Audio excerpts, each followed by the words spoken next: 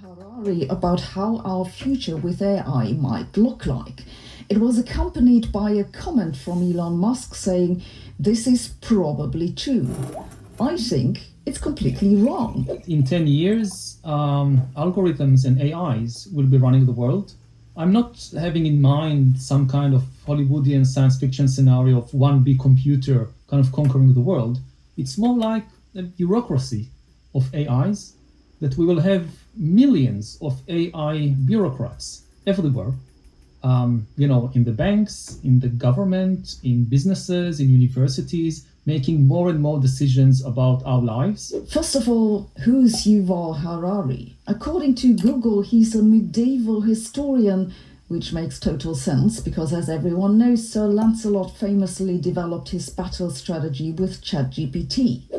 Then again, I don't know anything about AI either, do I? Though for peculiar reasons, I was recently at a mega conference of finance and banking managers who were all talking about artificial intelligence, which is why I can tell you at least one thing confidently. All these banking people swear they'll never leave any decisions up to AI, because it's what all their customers are worried about. They'll do it anyway, of course, but they won't admit it.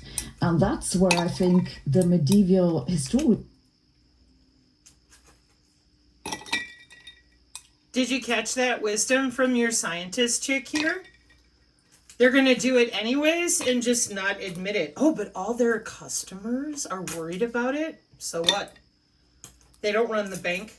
The bankers do.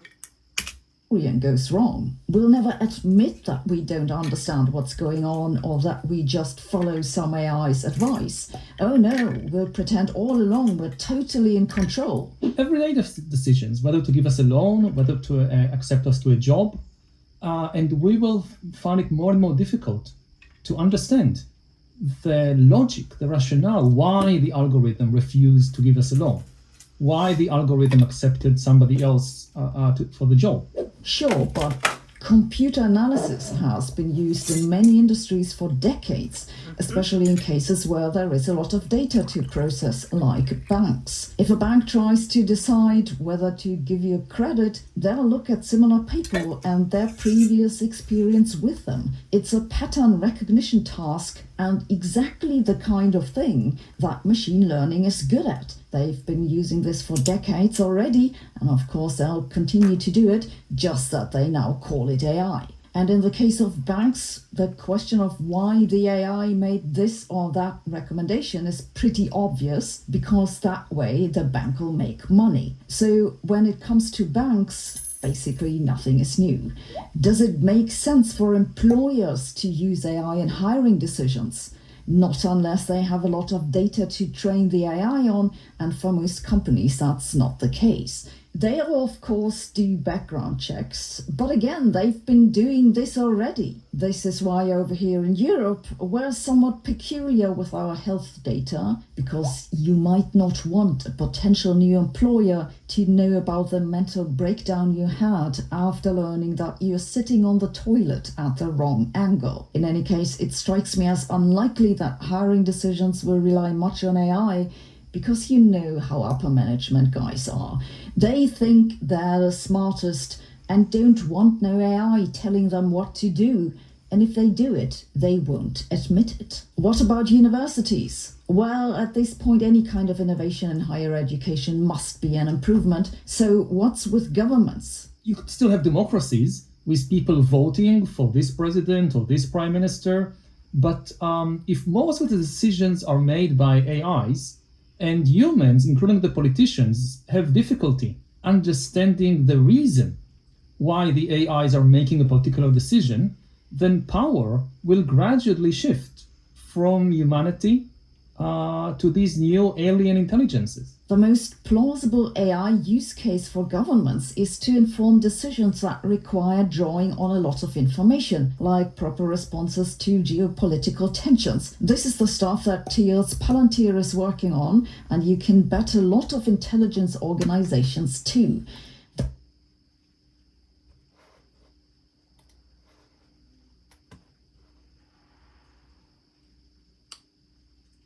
God give me strength. So the other day, intrabody communication, fat intrabody communication is better for transduction, data packet reception. Muscle tissue is better for power, right? Newsroom. Fat may affect electrical impulses in brain and heart. Molecules attached to proteins that regulate bioelectricity.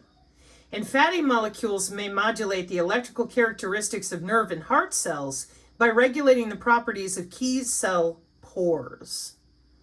Electroporation. The findings suggest a novel mechanism in which dietary fat can attach directly to proteins, like the proteins they drive around that are biosimilar or synthetic biology or a sensor. And those proteins that regulate your bioelectricity get hijacked so they can send data outside the body using that intrabody communication to somebody else.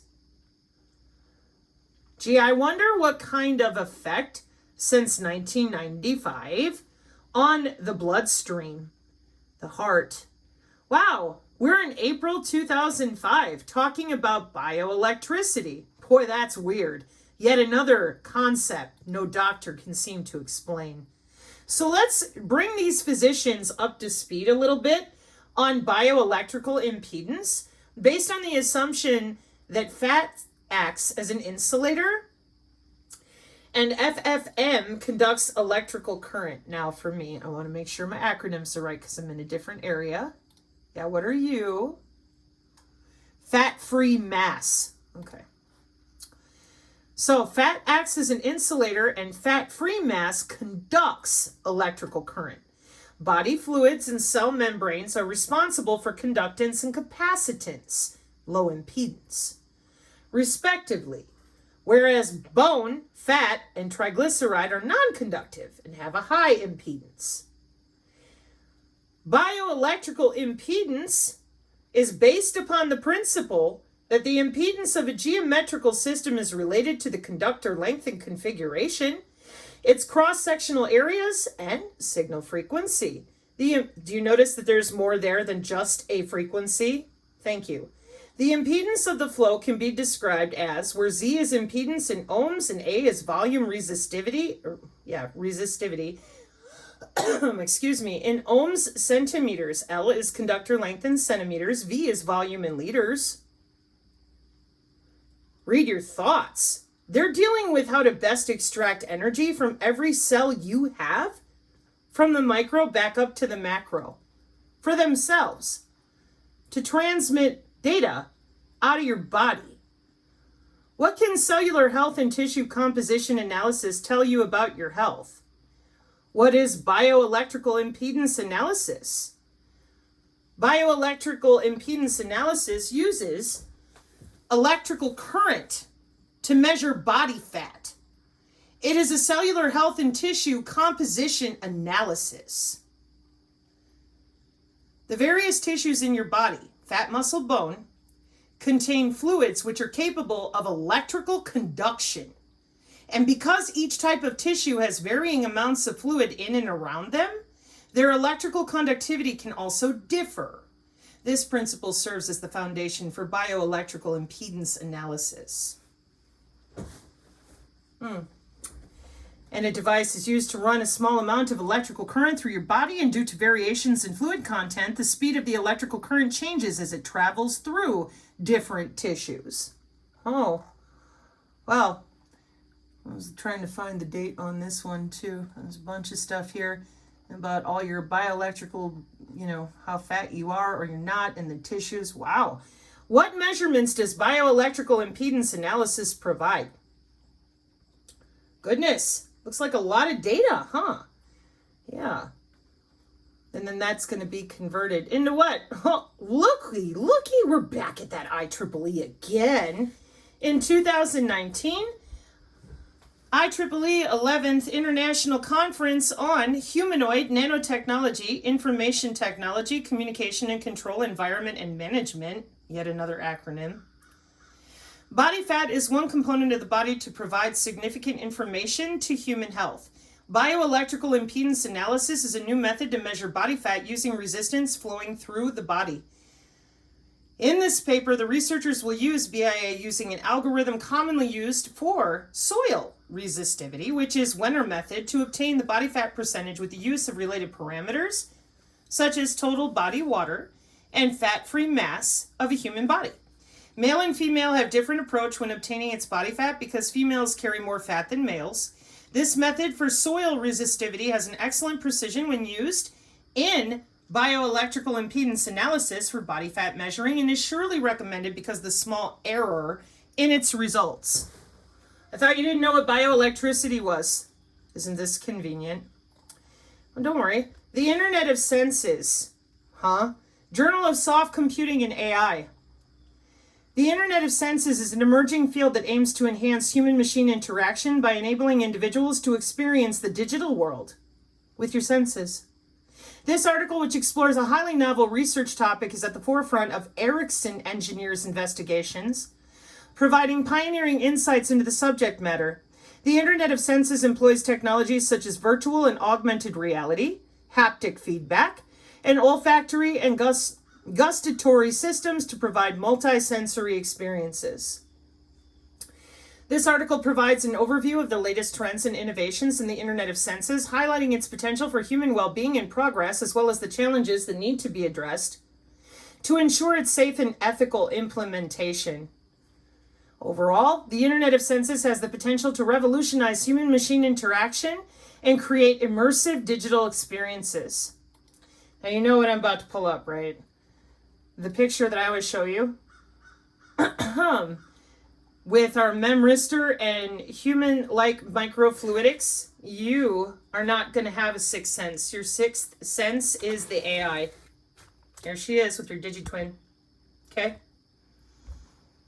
So let's go back over here to the Internet of Senses at the ResearchGate. Oh, okay. That's as much as I get. Darn it. With a bunch of different references. There are several of these Internet of Senses types of soft computing for VR and AR and multisensory or multimodal stuff. Oh, wow. March 2023. The current generation 5G and next gen 6 and 7G. A survey of the future of communication technologies. 6, 7G and beyond. I thought there was no 5G. I thought there was no 6G. So what is all this? We'll be here a while. Huh. Boy, that's weird. That is so weird. Because the douche canoe on the YouTube making tons of money making fun of me, all his people don't believe any of this is real. Isn't that something? Wow. I know, it's Industry 4.0. You would think that people would want to know the honest truth. Now, the reason that I paused her where I did is because all these different tabs that you see open, they're all in relation to Palantir and Project Maven. And I brought this up a long time ago, made a sign, etc. And other people were like, oh no, that Maven stuff is going to go away. And I'm like, what? Because I couldn't find that anywhere. So it kept coming back up over and over. All right, here we go. So we're at Yahoo Finance for those of you that are, confused. Palantir wins $100 million United States contract for AI targeting tech. Palantir, founded in 2003 by Peter Thiel, has secured a $100 million contract to extend its AI targeting platform, known as the Maven Smart System, to all branches of the U.S. military. This system enhances decision-making by integrating battlefield data and advanced AI algorithms to identify targets. Where's your biofield? That human anatomy you know nothing about? You should probably find it, because I guarantee you attached to it is going to be an electromagnetic algorithm tethered to directly. It's going to be tethered directly to your DNA resonance. I've showed it numerous times. In May, Palantir secured a $480 million contract to extend the Maven Smart System to combatant commands and oversee military operations. Project Maven started in 2017, mostly managed by Geospatial, and aims to streamline SAT data acquisition. SpaceX, owned by Musk, is developing SAT tech under contracts with the NRO, which in 2023, the NRO, the NGA, and the U.S. Space Command agreed to enhance threat intelligence sharing with commercial SAT. In 2021, SpaceX signed a $1.8 billion contract with the National Reconnaissance Office to build a network of spy satellites. No shit. Musk is going to save us. Yeah. Okay. I was trying to find the date on this one too. Here. I need your date. Bloomberg. No way. Damn. September 19th, 2024. Yeah. Palantir has won that $100 million contract. Whoa. Okay. Well, that's pretty recent. And it's on Yahoo Finance. Huh. Well, there you go. Combatant commands on May 30th, 2024 at Defense Scoop, poised to scale targeting capabilities with Palantir and Maven. Work under the new contract will initially cover 5 U.S. combatant commands, including NORAD, and transportation. Like I said, while the doctors are busy lying to everybody in a circular vaccine firing squad, or is nano real? 20 years and it's still speculative, huh? I'm telling you, the literacy rate must be, 0.02% in the United States? In the wake of a new $480 million contract award, U.S. military combatant commands are about to get expanded access to data integration and AI tools to aid battlespace awareness and targeting. Remember, the name of this video series is Sensor Hunters, because you all know what you're doing. Wednesday evening, the Pentagon announced that Palantir landed a deal for Maven's smart system led by the Army.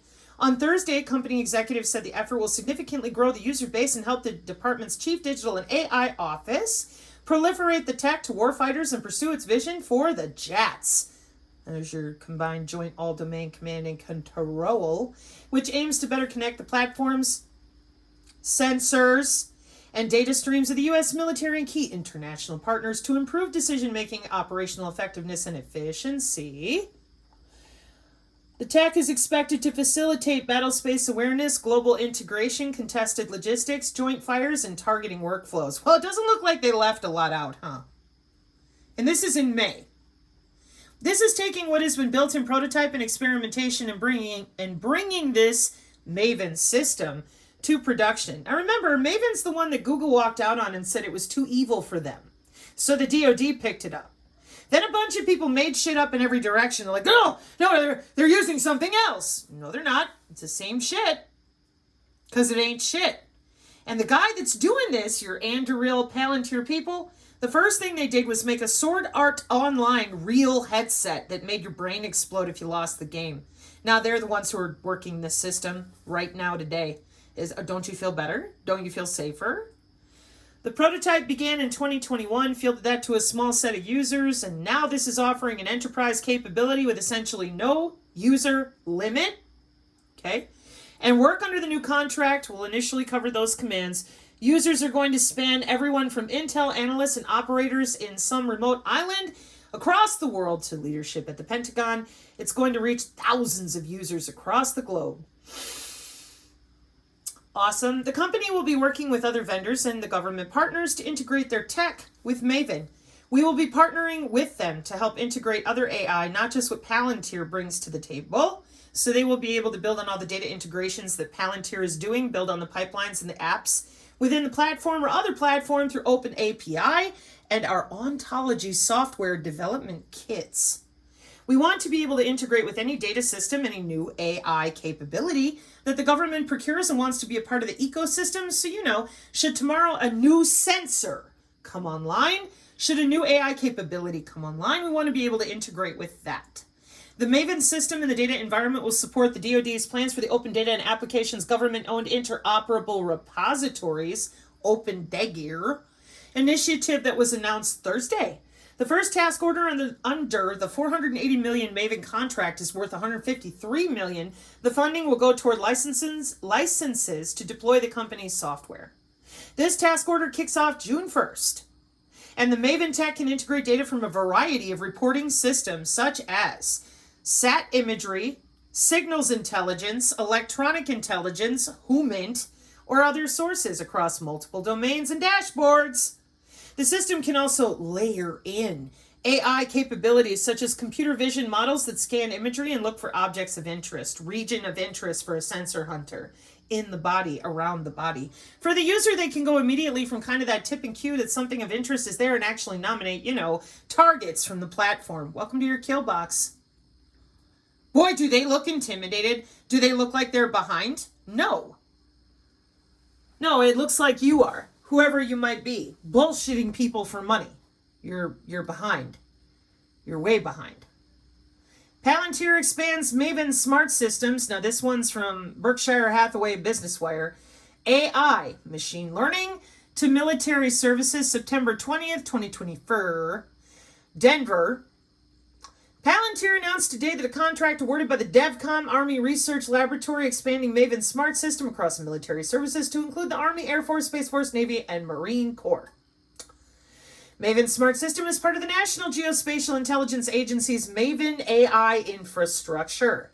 To stay ahead of our adversaries, we must deliver software advantage at speed in every level of the DoD, said Clark, head of defense growth at Palantir. NGA has been a leader in rapidly adopting the strongest AI capabilities to enable warfighters around the globe, and we are excited to support the program as it scales to meet critical infrastructure requirements across all the services. Can't say it enough because I just don't think people are ready for dealing with this, but okay. So the CDC further expands the use of Palantir's Tiberius platform February 22nd, 2022. A new 6-month contract is intended to improve decision-making and operations across COVID treatment areas. Excuse me? Did you forget about the integrated disease surveillance system at the CDC? Oh. The Centers for Disease Control and Prevention will expand use of its Tiberius platform from COVID-19 vaccine distribution to therapeutics distribution and supply chain resiliency.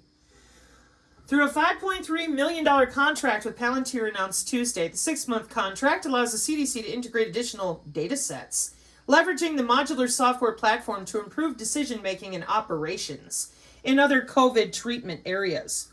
COVE-W ban. Powered by Palantir Foundry. Yeah, the DARPA Foundry program, creating spike proteins inside people. Your body is the node on the network, and your body is what is growing whatever they want.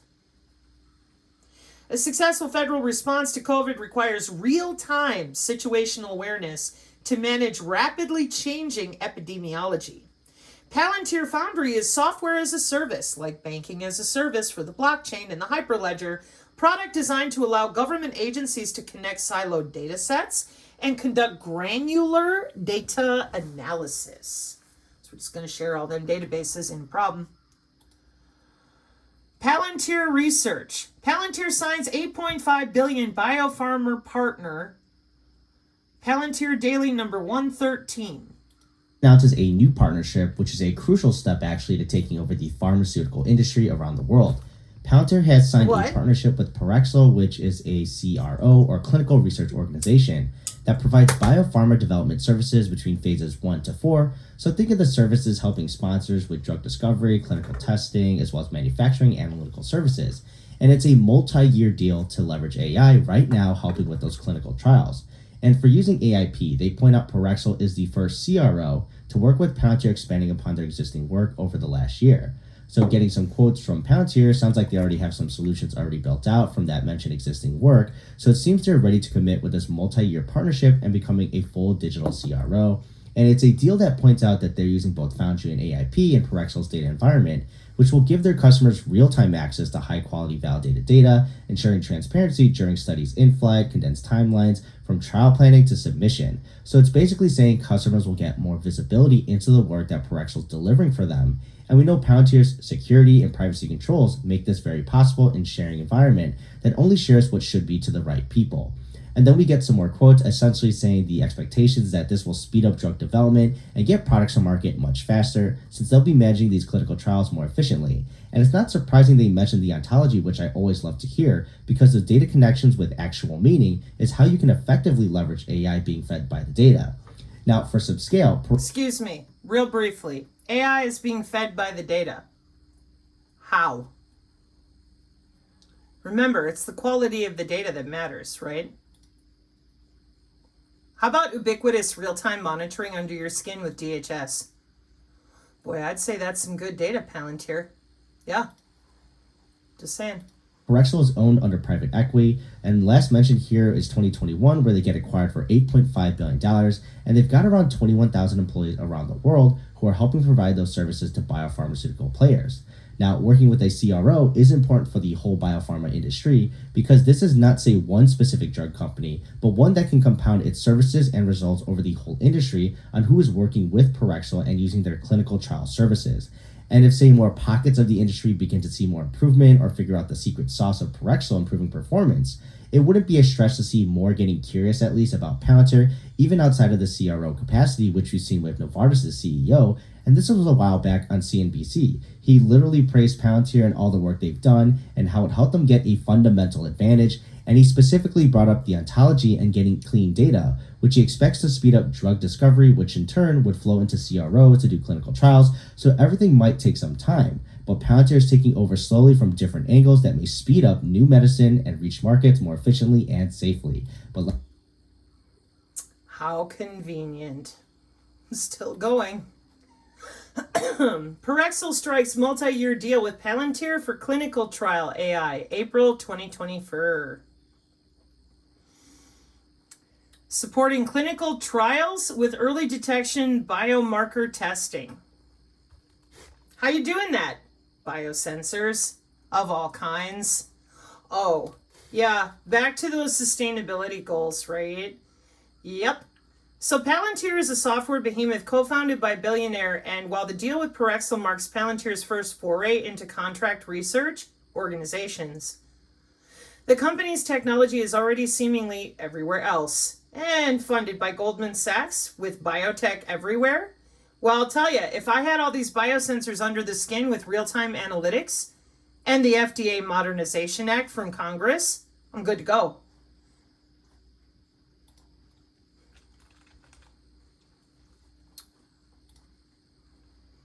Yeah, this bill authorizes the use of certain alternatives to animal testing, including your ELISA types, cell-based assays, all types of assays, to obtain an exemption from the FDA to investigate the safety and effectiveness of a drug.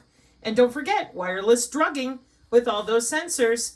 This bill also removes a requirement to use animal studies as part of the process to obtain a license for biological product that is biosimilar or interchangeable with another biological product. Why? Because they're using your digital twin. That's what the assays are there for. They're just going to test against building your digital twin of the immune system, for example. And they know exactly at the body level, organ level, tissue level, cellular and molecular level what it's going to do. So they test it on the computer model and then they give it to you. Thanks, Parexel. National Nuclear Safety Administration awards $89.9 million deal to Palantir for a safety platform, April 5th, 2021. Like the other article mentioned, these people are everywhere. Yeah, and supported by Goldman Sachs. With legacy systems, too. Wow. So the agency that maintains the U.S. nuclear weapons stockpile wants to allocate its employees and finances with safety in mind, using the new data platform developed by Palantir. Our work with NNSA illustrates Palantir's mission to provide software to the world's most important institutions in support of their most critical work. Palantir's platform will integrate data across NNSA sites, irrespective of the data or system type. And it's their first back then. Now they're into pharmaceuticals and nuclear. Oh, how wonderful.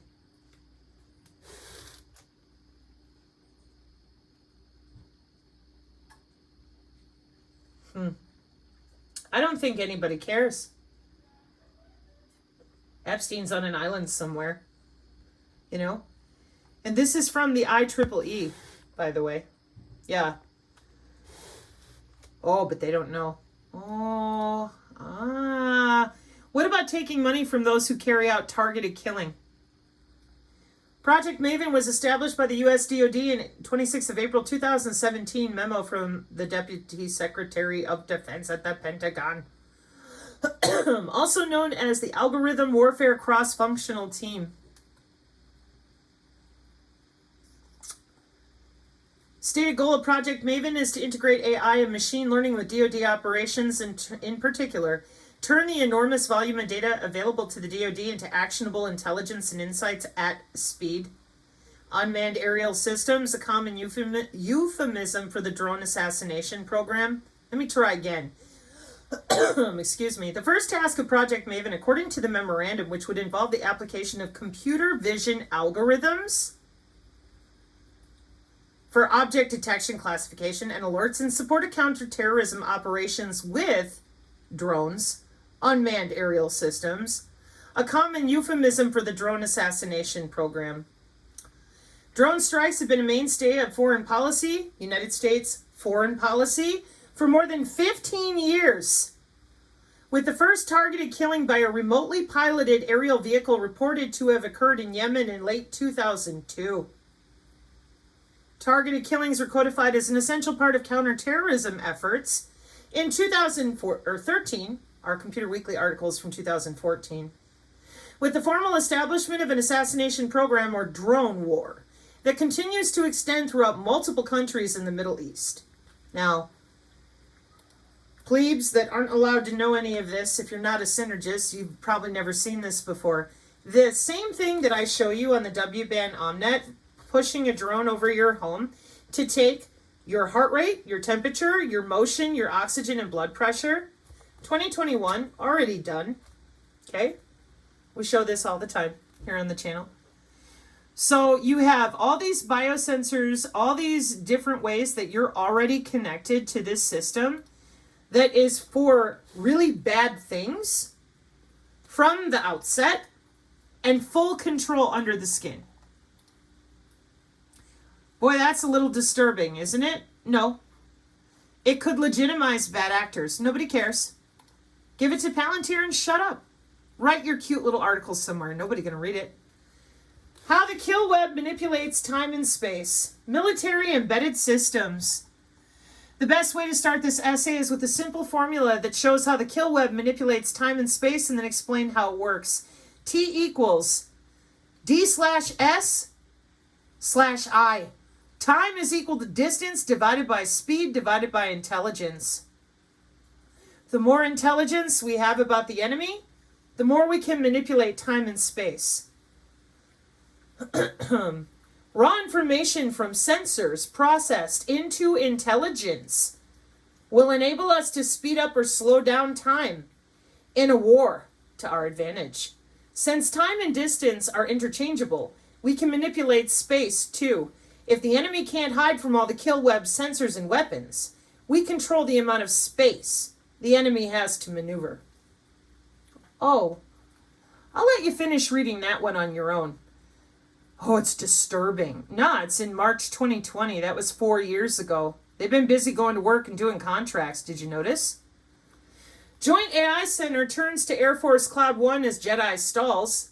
May 2020. There's your Jake. Your Joint Artificial Intelligence Center needs 3 things. New acquisition authorities, more staff, and the cloud. With Jedi delayed, potentially many more months, he's turning to an Air Force alternative with networks and digital warfare at the Pentagon on breaking defense. 4 years ago. Cool. The legal battle over the Jedi Cloud Computing contract has slowed down the Pentagon's AI program. Cloud computing matters for AI because machine learning algorithms need lots of data and processing power. Azure, AWS, I will never get into a company discussion. I'm agnostic, but if we want to make the worldwide updates to all these algorithms in the space of minutes, not months. Running around gold disk, we've got to have enterprise cloud solution. Jedi failed. I've referenced this a couple times. For instance, as the COVID-19 pandemic spread, the Joint AI Center urgently stood up what they call Project Salis to pull data from 70 different sources, find patterns, and predict trends for the United States Northcom and the National Guard. Salis went from a sketch on a bar napkin to functional bare-bones system in 29 days. I call bullshit. And with Jedi unavailable, he turned to an existing Air Force Cloud Run, which he'd previously used as a head of Project Maven. Boy, that had to be difficult, let me tell you. Platforms that you can just dress up any way you want to. Open up a port, close it down. Come on now. All right, networks and digital warfare, breaking defense again. NGA making significant advances months into AI-focused Project Maven takeover. This would be May 2023. The bottom line here is that under NGA's watch, Maven has made some of its most significant technological strides and has already contributed to some of our nation's most important operations. But they're going to get rid of it. Huh. Just months after taking over parts of the Pentagon's flagship AI called Project Maven, the director of Geospatial said the agency has made significant advances. In the mere months since taking over the project, we've made important strides. We work closely with the combatant commands to integrate AI into workflows, accelerating operations and speed to decision. This benefits maritime domain awareness, target management, and our ability to automatically search and detect objects of interest. He added that the NGA has also refined its test and evaluation process and ensured Maven models can run in other machine learning platforms. The bottom line here is that under NGA's watch, Maven has made some of its most significant technological strides and has already contributed to some of our nation's most important operations. Full coverage, Geointelligence 2023. Project Maven, which was established in 2017, is going to speed up the AI. And Whitworth said the NGA is not being hyperbolic when we say we've made significant advances, only in a few months. The NGA released solicitations saying it was looking at building out a platform to assess supply chain risks posed to AI and machine learning technologies for the project. Wow. Starting next fiscal year, we will have complementary computer vision efforts that will deliver automated geospatial intelligence detections to both intelligence analysis and warfighters.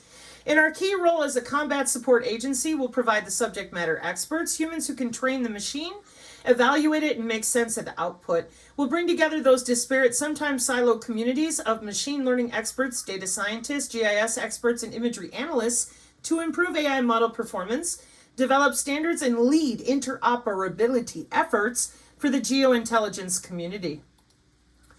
Big Data at War, Modern War Institute. August 2020, Modern War Institute at West Point. Big Data at War, Spec Ops Forces, Project Maven, and 21st Century Warfare. In Iraq, SOF Task Force 714 was able to adapt to its unexpected mission through organizational transformation, interagency collaboration, and the adoption of cutting-edge software applications. This turned Task Force 714 into an intelligence-driven organization capable of analyzing and exploiting big data through state-of-the-art data integration tools. Since the U.S. withdrew from Iraq in 2011, Spec Ops has continued, the U.S. Special Operations Command has continued to innovate, adapting to an ever-changing war zone in the second decade of this century. And most recently, the United States Special Operations Command and its subordinate commands have played important roles in the DoD Pathfinder effort to employ AI machine learning in their fight against ISIS, Al-Qaeda, and their geographically dispersed proxies. Designated Project Maven. This effort's initial objective is to automate the processing, exploitation, and dissemination of massive amounts of full-motion video collected by everybody and operational areas around the globe, with a yawning scarcity of human analysts to sort through the burgeoning amounts of imagery intelligence. A combination of AI and machine learning presented an ideal solution. From its initial efforts in Iraq to exploit big data, to operationalizing AI machine learning with Project Maven and beyond, they have been key stakeholders in the DoD struggle to transition from hardware-centric to one that must be software-empowered and data-driven. Only by doing so will the Pentagon be able to harness AI to equip future commanders to understand, coordinate, and orchestrate operations to deter or defeat 21st century adversaries. The essay that follows highlights early transformation in Iraq, continuing adaptation after 2011 to the fight against all the terrorists, and the United States Special Operations Command's partnership with Project Maven as a first step toward a data-enabled force. And back at C4ISR.net, Pentagon's replicator Gambit may speed decisions on lethal autonomy. Artificial intelligence employed by the U.S. military has piloted pint-sized surveillance drones in Spec Ops Forces missions and helped Ukraine in its war against Russia. It tracks soldiers' fitness, predicts when Air Force planes need maintenance, and helps keep tabs on rivals in space. Now the Pentagon, that would be satellites, not spaceships. Now the Pentagon is intent on fielding multiple thousands of relatively inexpensive, expendable AI-enabled autonomous vehicles by 2026 to keep pace with China. The ambitious initiative dubbed Replicator seeks to galvanize progress in the too slow shift of military innovation to leverage platforms that are small, smart, cheap, and many, Kathleen Hicks said in August. While its funding is uncertain and details vague, Replicator is expected to accelerate hard decisions on what AI tech is mature and trustworthy enough to deploy, including on weaponized systems. There is little dispute among scientists, industry experts, and the Pentagon officials that the U.S. will, within the next few years, have fully autonomous lethal weapons. Duh! And though officials insist humans will always be in control, experts say advances in data processing speed and machine-to-machine communications will inevitably relegate people to supervisory roles. Well, thank you, C4ISRNet. That's the first time I've seen that explained anywhere near honestly. That's especially true if, as expected, lethal weapons are deployed en masse in drone swarms.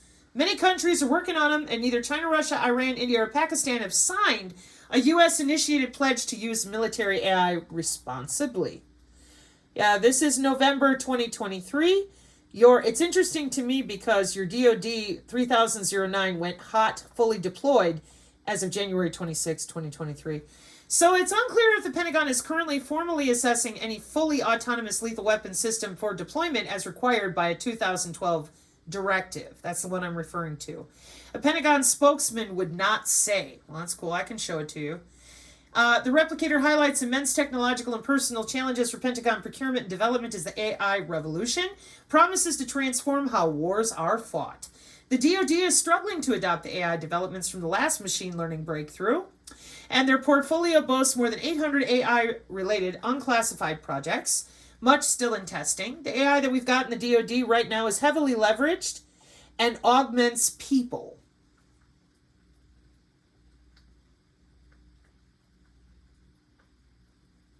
No shit. Isn't that the point? Excuse me. Hang on. It's heavily leveraged and it augments people, huh?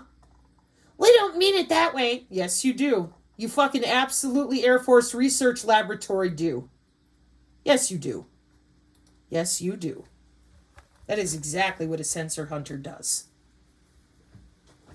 For super soldiers, the real kind. Wow. Okie dokie artichoke. So, space. War's new frontier. China envisions using AI, including on SATs, to make decisions on who is and isn't an adversary, and the U.S. is struggling to keep pace. An operational prototype called Machina. Oh my good lord, Deus Machina.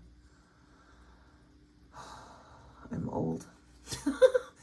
Used by Space Force, keeps tabs autonomously on more than 40,000 objects in space. Machina's algorithms, Marshall Telescope sensors. I know.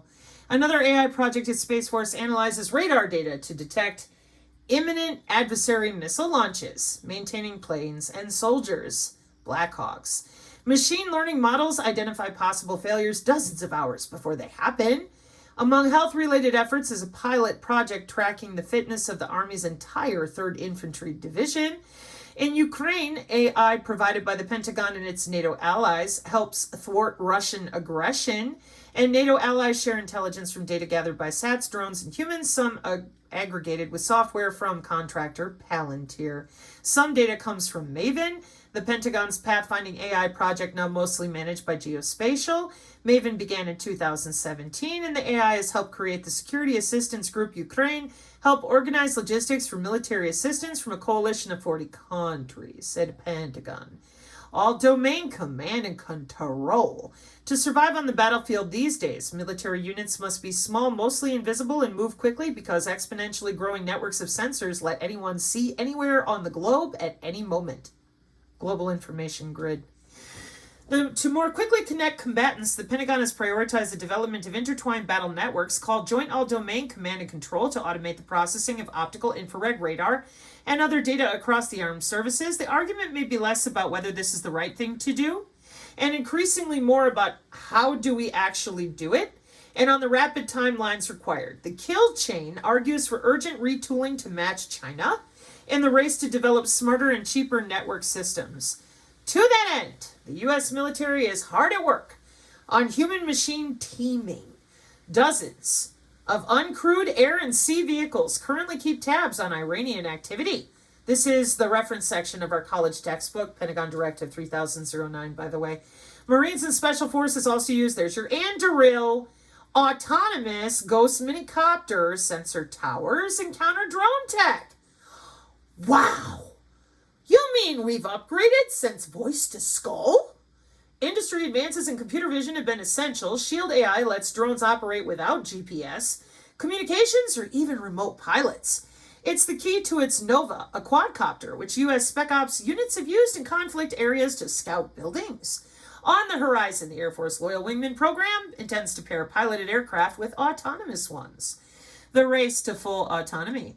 The Loyal Wingman timeline doesn't quite mesh with replicators, which many consider overly ambitious. Oh, do you know?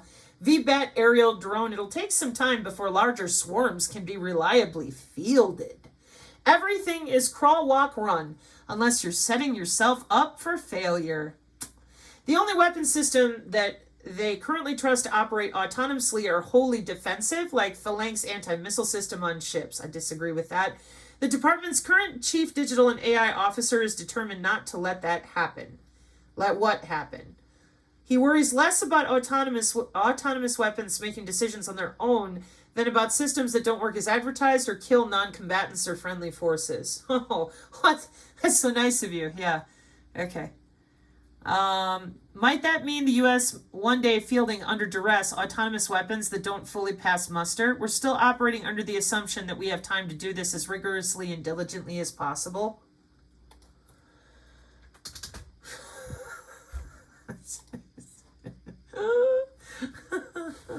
That's what I get for reading a college textbook. It's my fault. Shouldn't have been reading all that. We're still going. Yeah, I know, right? Nobody could figure it out. Sure they could. All right, Sabrina. Let's hear it. There's also predicting the impact of taxes, regulations, tariffs, and so on. AI is an advantage in such cases because there's too much information for humans to comprehend, especially when they have to act fast. This is why I've said previously that governments of any nation should at this point invest into supercomputer clusters and staff to train their own AI, or else in a few years' time they'll have a very big problem. People made jokes about the former UK Prime Minister Rishi Sunak for his plan to build a Brit GPT, but leaving aside the uninspired name, I think that's a brilliant idea. Of course, the Chinese are doing exactly the same, and if we wait a century or two, the Germans will get there too. I think the Brits should have called their spotty MacBot face. Will we understand why AI makes this or that suggestion? In most cases, no. This is because we want to use them in situations that we cannot ourselves comprehend. Is this a good thing? No, it isn't, because it vastly increases the risk for catastrophic mistakes. This is why AIs need some kind of benchmark sanity checks, and well, somewhere someone is working on that. Right? But again, I ask you, is this new? Governments have for a long time relied on committees to gather information.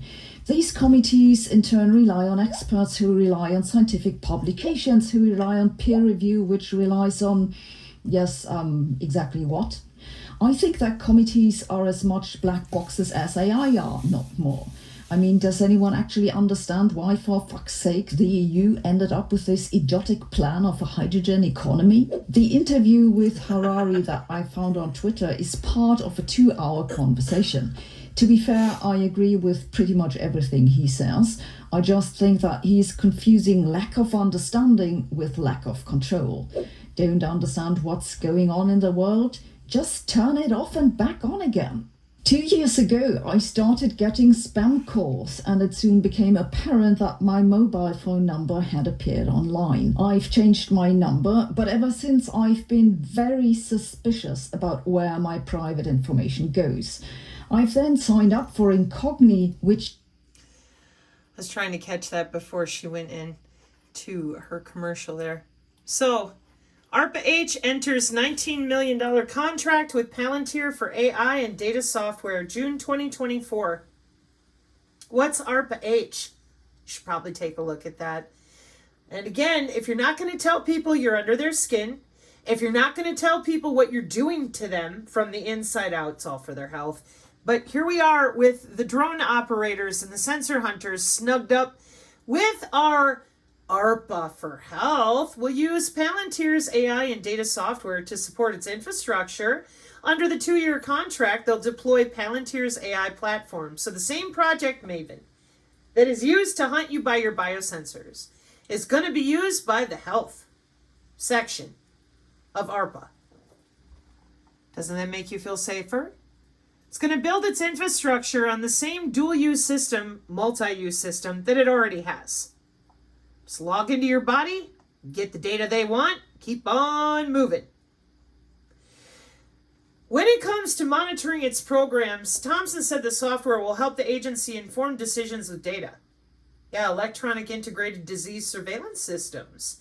Each of the agency's programs have metrics, milestones, and deliverables the agency aggressively monitors. Making good data-driven decisions about when to stop and pivot and try a different approach is really, really critical. Okay. Next.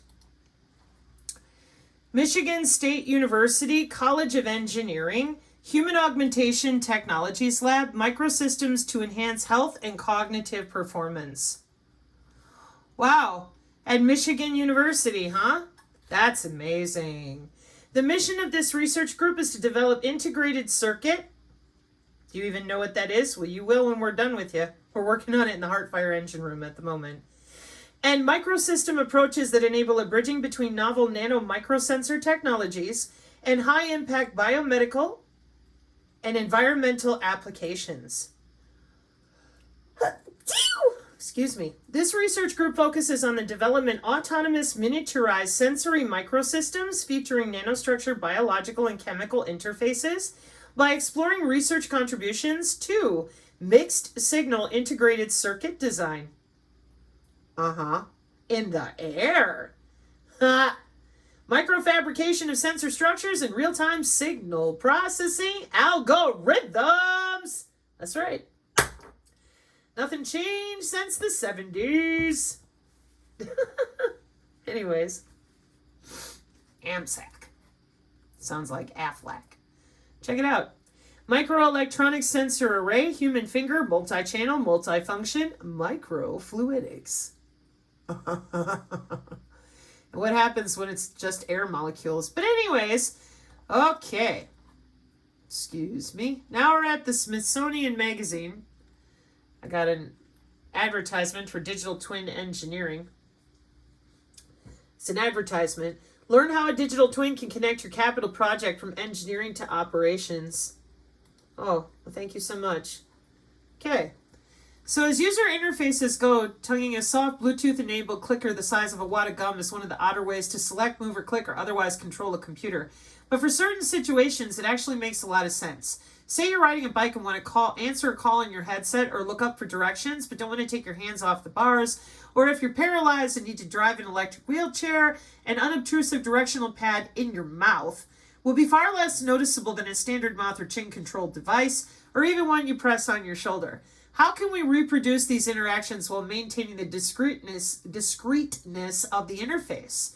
One of the inventors of the device called Chewit. People cannot tell if you are interacting with Chewit or maybe you're chewing a gummy or maybe a caramel. Settled on the idea, determined to refine it and create a prototype in pursuit of his master's degree in engineering in New Zealand. Research showed humans can recognize distinct shapes in their mouths, much like with fingertips. Oh, amazing. So they built Chewit in the Augmented Human Lab, assembled to invent tools designed to adapt technology for human use rather than the other way around. There's a mismatch, he reasoned, between what our technology does and how it interfaces with us. We shouldn't have to learn the technology. The technology should learn us.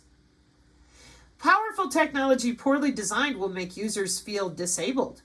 Powerful technology with the right man-machine interface will make people feel empowered. And that will make the human-to-human interaction in the foreground and keep technology in the background. Well, that's nice of you to consider that. And there's gym soles. The smart insoles act like a weightlifting coach, helping wearers maintain correct form and posture during squats and deadlifts. Oh, fabulous. Isn't that nice? Okay. Humanizing technology. I have a talk from this guy that I'll come back to. Berkeley News. Drugs that quell brain inflammation and reverse dementia. Leaky filtration system in brain contributes to cognitive dysfunction in aging as well as disease. What are you talking about? UC Berkeley scientists propose a radical new theory that the memory loss and cognitive dysfunction of aging is due to a leaky blood-brain barrier. Yeah, because it couldn't possibly be all the smart dust geoengineering. Oh, not at all. Palantir partners with Carasoft to broaden reach in U.S. government market. They invest in its sales organization, creating a channel to support growth. This partnership will make Palantir's powerful solutions available to a wide scope of agencies. April 2022. Palantir, Carasoft. And they expand their partnership to deliver mission-critical software to Canada. Oh, how wonderful. Carasoft, founded in 2004, is a privately held business located... Hi, Quantico. How we doing? And the DoD is one of their largest customers. Oh, that's amazing.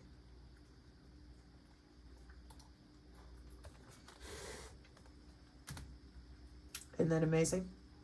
Mm-hmm.